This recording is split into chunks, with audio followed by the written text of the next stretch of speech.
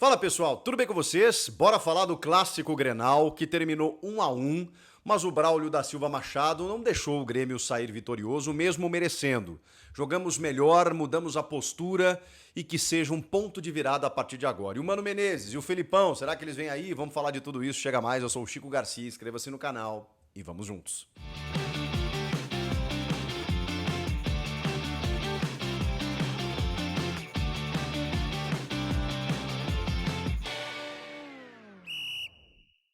E Grenal, e arbitragem. Mas quando você coloca o Braulio da Silva Machado para apitar um clássico do tamanho que é o clássico Grenal, você já tem que esperar alguma coisa negativa. Gente, o Braulio é um dos piores árbitros brasileiros há alguns anos no futebol brasileiro. E aí você premia um cara desses com um clássico desse tamanho, com essa rivalidade, com essa importância. E o mais impressionante, ele tem a chance de corrigir um erro do campo olhando todas as câmeras, todas as imagens e ele escolhe não dar um pênalti aos 40 minutos do segundo tempo a favor do Grêmio. Contra o Grêmio, e foi, tá? Tudo bem, o João Pedro já fez 17 pênaltis assim, né? Quando ele pula na bola de braço aberto. O Rogel cabeceou no braço dele, tá bom, tem que marcar. Mas contra nós é uma facilidade, toda hora é pênalti. O Inter tem 800 pênaltis, o Inter sempre tem um pênalti a favor. Esses dias o Alan Patrick fez 3 gols, 2 de pênalti. Não, é impressionante, contra o Grêmio sempre é pênalti. Se fosse o Kahneman, façam esse exercício. Peguem esse último lance e coloquem o Kahneman nessa jogada contra o Borré, contra o Valência, ou contra qualquer jogador do Inter, contra o Alan Patrick. Era pênalti. Eles não iam ter nem dúvida. Olhou o Kahneman, pênalti. Então não vamos nem discutir. Então, assim, contra nós é impressionante, cara. Os caras. É um assopro dentro da área, pênalti. Pênalti, não tá pênalti. Agora, a favor do Grêmio, é o Yuri Alberto metendo a mão aqui em cima, é o Gerson abrindo o bração, isso dentro da nossa casa. E agora, o Aguirre abalroando o Aravena, fazendo uma alavanca com a perna, na cara do juiz, que opta por não dar. O hábito de vídeo vai lá e diz assim: Braulio, vem aqui, dá uma olhada. Ele olha e diz: não segue o jogo. Ah, para aí. Dá vontade de nem falar do restante, mas falarei. Já comecei falando da arbitragem porque ela foi definitiva. É claro que o Grêmio poderia ter desperdiçado a penalidade, mas vamos combinar que a chance maior era do Grêmio fazer o 2-1 ali e sair vitorioso, porque restavam minutos para terminar o jogo. Enfim, vamos lá, vamos falar de coisa boa. O Grêmio com James Freitas, o auxiliar interino, mostrou uma postura completamente diferente. O Grêmio teve outra pegada, outra postura tática, uma disciplina muito grande, ganhava todas as divididas ou os duelos, né? O próprio James falou na entrevista, foi o jogo em que o Grêmio mais ganhou duelos na temporada. Olha que novidade. Quando você ganha duelos, quando você ganha disputas, quando você ganha segundas bolas, você normalmente pode ter uma postura superior em relação ao teu adversário. E esse era o Grêmio do Quinteiros, né? Que era amassado, dominado, humilhado para o Mirassol por 4-1. E poderia ter sido mais. Pois bem, o Grêmio ganhou duelos. O Grêmio marcou o Internacional, que estava zonzo no primeiro tempo. E mesmo assim foi perigoso, porque, vamos lá, né, gente? Vamos lá. Eu sou torcedor aqui, você que é torcedor do Grêmio também sei que tem muitos colorados que assistem os vídeos aqui e tô puto mesmo, porque acho que fui prejudicado pela arbitragem, tá tudo certo, mas não deixarei de fazer a minha análise aqui correta do que o Inter fez no jogo. O Inter no primeiro tempo não esteve bem na pegada, na disposição, não conseguiu ganhar essa segunda bola, mesmo assim foi perigoso, tá? Porque é um time bem montado, é um time que tem individualidades que hoje estão num momento até superior do que o Grêmio. O Grêmio tava um catado até ontem, né, gente? E aí o James foi lá, posicionou, os caras entenderam que precisavam dar uma resposta no Clássico Grenal, e vamos combinar também que esses jogadores não tinham comprado a ideia do Quinteiros, entenda como você quiser, porque o jogo contra o Mirassol foi um escândalo, e aí no primeiro jogo, justamente no Clássico Grenal, os caras resolvem correr. Beleza, tá muito claro isso, né? Então o Inter não conseguiu achar o Grêmio no primeiro tempo, mesmo assim criou algumas jogadas. O Volpi fez 2 milagres. Numa primeira bola, numa cabeçada, no segundo pau, né, do Alan Patrick, uma bola que vem pro Fernando e ele defende embaixo. Na segunda, o Bernabei pelo lado esquerdo, que teve dificuldades mais uma vez com o Kike Oliveira no primeiro tempo, mas ele conseguiu encontrar esses espaços, mas foram raros. O Inter, naquele 2-0 no primeiro jogo da final do Gauchão, encontrava muitos espaços pelos lados, né, naquela região próxima da área ali, com cruzamentos e pelos pontas, né, Wesley, Vitinho, que não se criaram no jogo. O Roger tira eles cedo do jogo. E aí depois até o Inter melhora, eu vou falar sobre essas trocas aí. Mas aí o Inter consegue, no cruzamento do Bernabéu, o Valência chega chapando na cara do Volpi, que puxa a bola pelo rabo. Uma defesaça. Gol perdido do Ener Valencia, né? O torcedor deve estar puto do Inter, né? Mas o Roger até quis valorizar mais a defesa do Volpi. Mas foram as duas coisas, né? É um gol perdido do Valencia, mas é uma puta defesa do Volpi. Que ali já estava salvando o Grêmio. Então, assim, e até aquele momento, o Grêmio não tava. O Grêmio tava com posse, tava com dividido e tal, mas não tinha agredido ainda o gol do Antony. De repente o Grêmio começa a martelar. E aí o Antony começa a fazer defesa. O Kike Oliveira fez um salseiro pelo lado direito ofensivo e justamente nas costas do Bernabé. Né? Até caneta o uruguaio deu no argentino. E aí o Grêmio começou a chegar e um cara me surpreendeu demais. Edenilson. Olha, fui um crítico aqui, o Quinteiros transformou o Edenilson no 10 e faixa, calma aí, mas ele foi um cara que acho que entendeu o tamanho do clássico, carregou o time num outro modelo também, né? O Grêmio ficou mais com a bola, o Grêmio carregou mais a bola, especialmente pelo lado direito, explorou muito o lado direito. Por quê? Porque o Grêmio do Quinteiros era ligação direta, o Edenilson cruzava a linha divisória do gramado, ou às vezes nem isso, e metia uma bola pro Bright White e a defesa afastava. Essa era a jogada do Grêmio. Ou tentava ligar os pontas aqui, só que o cara no ponto futuro já com uma dobra de marcação. Nesse momento, não. Nesse time do James, não. O Grêmio carregou mais a bola. Esse mesmo Edenilson, ele carregou mais a bola para fazer combinações com o Kike Oliveira, com o João Pedro apoiando, com o Bright White saindo da área para tentar tabelar. O Grêmio teve mais triangulações, teve um pouquinho mais de controle. E o Inter começou a ter dificuldades para marcar essa bola do Grêmio, especialmente, como eu disse, pelo lado direito. E aí o gol sai justamente, né, numa dessas chegadas, a bola circula, vai lá, o Antony defende, a bola sobe pelo lado esquerdo. E aí temos um estreante no clássico, né, o Marlon, que fez um baita jogo. Pô, resolveu, tá? O Lucas Esteves, acho que foi um bom lateral no passado pelo Vitória. Vai ajudar, porque é bom você ter um reserva regular, mas ele chegou visivelmente assustado com a camisa do Grêmio. O Marlon não, né? O Marlon já chegou, fardou, jogou e tá resolvido a lateral esquerda. Pronto, deixa o Marlon ali, pô, encarar um Grenal já na estreia. O cara veio do Cruzeiro, sabe o que é pressão, sabe o que é time grande. Então, assim, o Lucas Esteves também é da base do Palmeiras, estava no Vitória, que também tem pressão, grande torcida e tudo mais, mas assim, o Marlon é outro nível de jogador, tá muito claro isso. E aí tem o chute, o Kike até não espera, né? E ele tenta chutar cruzado, assim, a bola bate no ângulo, um gol estranho, o chamado gol cagado, foda-se. O Grêmio ali estava fazendo 1-0, mesmo com o impedimento marcado no campo, mas o VAR vai lá e corrige e o Grêmio sai na frente.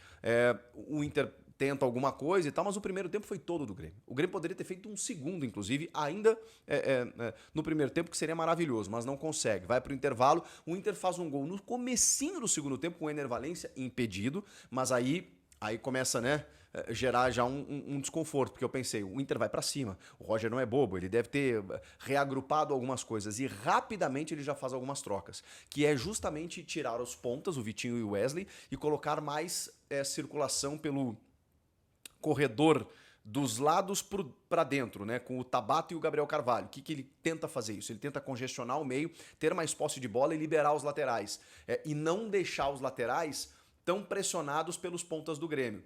Essa medida do Roger, ela mexeu completamente no time e o James, na minha opinião, demorou para mexer.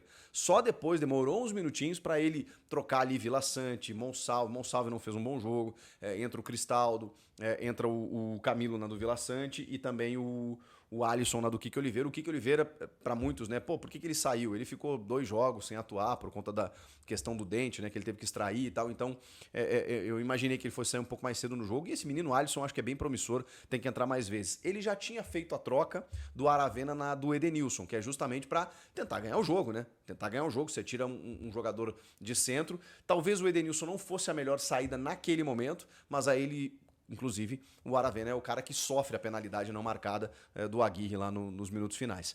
Mas aí tem um lance simbólico também que eu preciso abordar com vocês. Porque quando o Wagner Leonardo machuca, entra no jogo a figura, o emblema, a lenda Walter Kahneman.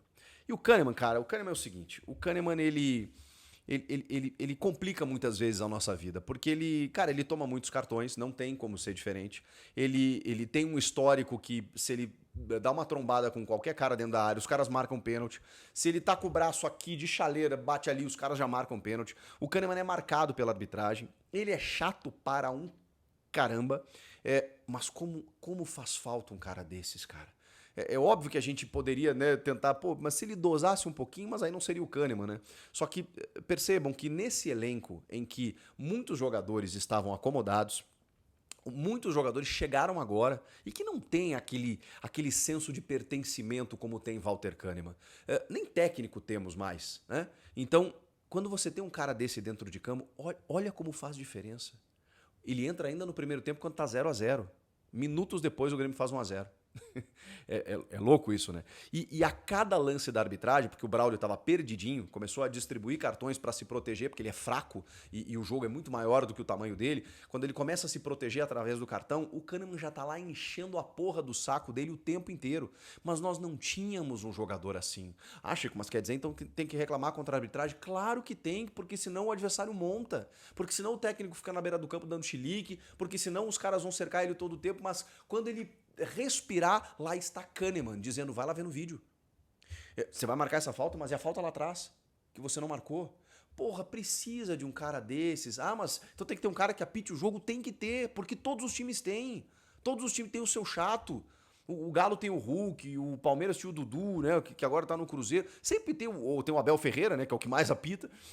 O Inter tem os deles também, tinha o D'Alessandro, por exemplo. Cara, sempre tem o cara que vai lá, reclama, conversa, não sei o quê. E o Grêmio não tinha mais esse cara.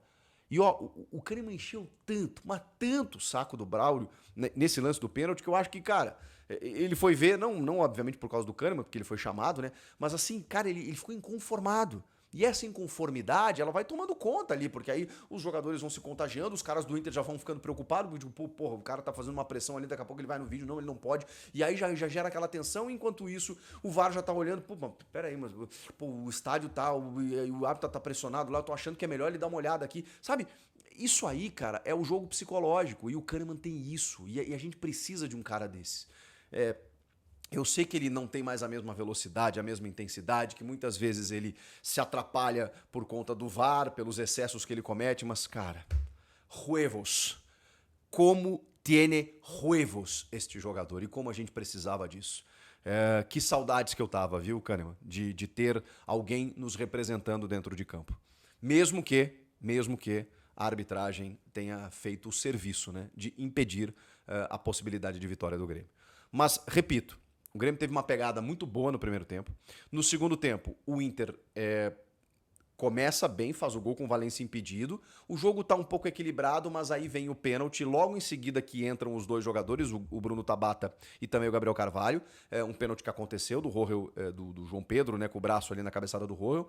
O Alan Patrick empata o jogo. A partir dali o Inter se solta um pouco mais dentro desse modelo tático, né, dos dois caras mais centrais. E aí o Bernabé começa a crescer no segundo tempo. Faz um jogo muito melhor. O Inter ronda mais a área do Grêmio. Só que aí, mais pra reta final, o Grêmio se organiza pelas trocas do James, da Gás Novo e tudo mais, consegue ter um pouquinho mais de controle de bola, porque o Inter ficou assim, cara, uma meia hora com muito mais controle de bola. Aí essa segunda bola vinha sendo do Inter. O Inter recuperava essa bola e empurrava o Grêmio no campo ofensivo, e o Grêmio não conseguia sair. Mas para a reta final do jogo, o Grêmio conseguiu, em algumas escapadas, gerou até possibilidade de bola parada ali próxima da área, chegou a ameaçar em alguns momentos, e aí teve a questão do pênalti que não foi configurado aí na reta final do jogo, que poderia dar a vitória gremista.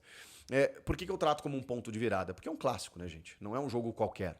É um jogo que tem que servir como exemplo, pela pegada, pela disciplina, pela maneira como o Grêmio amarrou o Inter no primeiro tempo, e obviamente ia sofrer um pouquinho, porque os caras estão mais arrumados, mais ajeitados, estão há mais tempo, estão consolidados, então era natural sofrer mesmo que fosse na nossa casa. Tem um indicativo negativo de que há quase 2 anos a gente não vence o clássico, é óbvio que isso tem que ser levado em conta. Era o jogo em casa, então a necessidade da vitória era nossa, mas qual era o contexto? A última vez que aconteceu o cenário de crise que o Grêmio está vivendo com o Inter foi 5-0 para nós. Então eu estava preocupado, sim, em não só perder o jogo, mas daqui a pouco uma derrota mais acachapante. E na verdade nós estamos terminando o jogo dizendo que o Grêmio poderia muito bem ter vencido e injustamente foi prejudicado pela arbitragem. Então, eu acho que o saldo é muito positivo, apesar de apenas um empate, apesar de todo esse, né, saldo de quase 2 anos sem ganhar a Grenal, a gente está reconstruindo. Nós estamos num estágio completamente diferente do Inter, o Inter que cuide da vida dele, mas o Grêmio a partir de agora pode sim se reagrupar. E pelas informações, né, o Mano Menezes está por detalhes e o Felipão também como coordenador técnico, o Mano Menezes como treinador. Esses 2 profissionais devem ser anunciados, acho que na segunda-feira, para que o Grêmio possa, enfim, recomeçar a temporada. E aí sim, a gente está falando de dois profissionais de extremo gabarito. A gente pode ter qualquer contestação, e eu tenho muitas, em relação especialmente ao trabalho do Mano, aos trabalhos mais recentes do Mano, mas o Mano tem uma história, inclusive no Grêmio, e tem um histórico de muitas conquistas, e tem um histórico de respaldo, inclusive para poder posicionar esses jogadores e potencializá-los. E ainda percebemos que hoje que temos um profissional do quilate do James Freitas, que para um clássico Grenal montou esse time aí, é sinal que temos profissionais competentes ali dentro também. Além do Fernando Lázaro, que também já foi técnico do Corinthians, é chefe de scout, é um cara muito inteligente, conhece bola e que estava junto na preparação desse time para o Grenal. A estratégia deu certo.